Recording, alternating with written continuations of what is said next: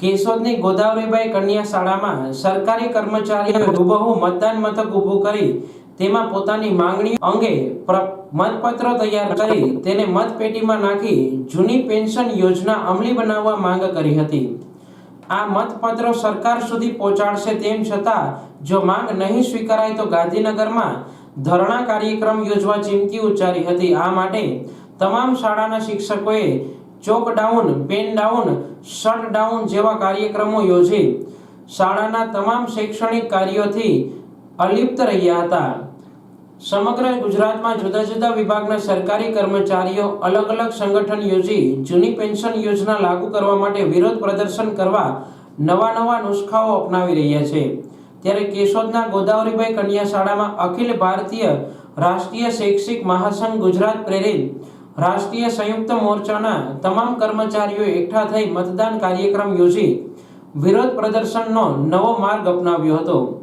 આ વિરોધ પ્રદર્શનમાં સરકારી કર્મચારીઓએ એક મતપત્ર તૈયાર કર્યું હતું, જેમાં જૂની પેન્શન યોજના ચાલુ કરવી, 7મા પગાર પંચના લાભ આપવા, બદલીના નિયમો હળવા કરવા, કર્મચારીઓને કોન્ટ્રાક્ટ પદ્ધતિ નાબૂદ કરી કાયમી કરવા, ગ્રેડ પેનો ભેદભાવ દૂર કરવો, પગારમાંથી રજાને કપાત ન ગણવી જેવી જુદી જુદી માંગો રાખી હતી।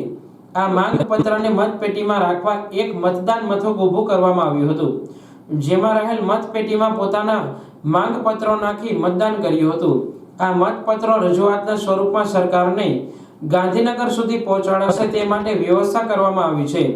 તેમ છતાં જો આ માંગ નહીં સ્વીકારાય તો ધરણા સહિતની કાર્યક્રમો યોજવા ચીમકી ઉચ્ચારી હતી।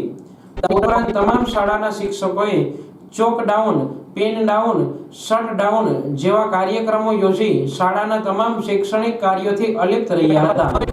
આમ સરકારી કર્મચારીઓ આંદોલનને આગળ વધારી આવનારી તારીખ 9 ના રોજ ગાંધીનગર ધરણા કાર્યક્રમ પણ યોજવાના છે। ત્યારે સરકાર શું નિર્ણય કરે તે આવનારો સમય જ બતાવશે।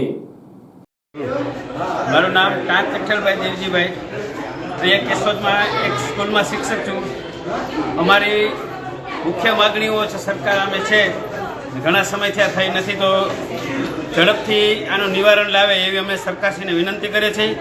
ગુજરાત રાજ્યના તમામ શિક્ષક તથા કર્મચારી જૂની પેન્શન યોજનાનો લાભ આપવો, સરકાર સાથે થયેલા સમાધાન અનુસાર તારીખ 1/4/2000 પહેલાં નિયુક્ત શિક્ષક તથા કર્મચારીઓ જૂની પેન્શન યોજનામાં સમાવવા, 7મા પગાર પંચ મુજબ તમામ ભથ્થા લાભ કેન્દ્ર કર્મચારીની જેમ આપવામાં આવે, ગ્રાન્ટેડ માધ્યમિક તથા ઉત્તર માધ્યમિક શાળાના શિક્ષકોનો જૂના શિક્ષકોની ભરતીના નિયમો સત્વરે બનાવી શાળા બદલવાનો લાભ આપવો, નવી પેન્શન યોજનાના શિક્ષકોને 300 રજાના રોકડ રૂપાંતર લાભ આપવો, કોન્ટ્રાક્ટર ફિક્સ પગાર યોજના બંધ કરી જ્ઞાન સહાયકની જગ્યાએ કાયમી શિક્ષકની ભરતી કરવી, પ્રાથમિક સંવર્ગની માતૃશક્તિને તારીખ 22/4/2022ના માતૃત્વ રજાના ઠરાવમાં સુધારો કરી માંગ અનુસાર 1997થી અત્યાર સુધી તથા હવે જોડાનાર ફિક્સ પગારીને નિમણૂક તારીખથી રજાઓની કપાત ન ગણી ઉત્તર પગાર ધોરણનો લાભ આપો, મહાનગરપાલિકાના જિલ્લા ફેરથી આવેલ શિક્ષકોને નિવૃત્તિ સમયે ફરજ પરના જિલ્લા કે મહાનગરના પેન્શન મંજૂર થાય તેવો ઠરાવ કરવો,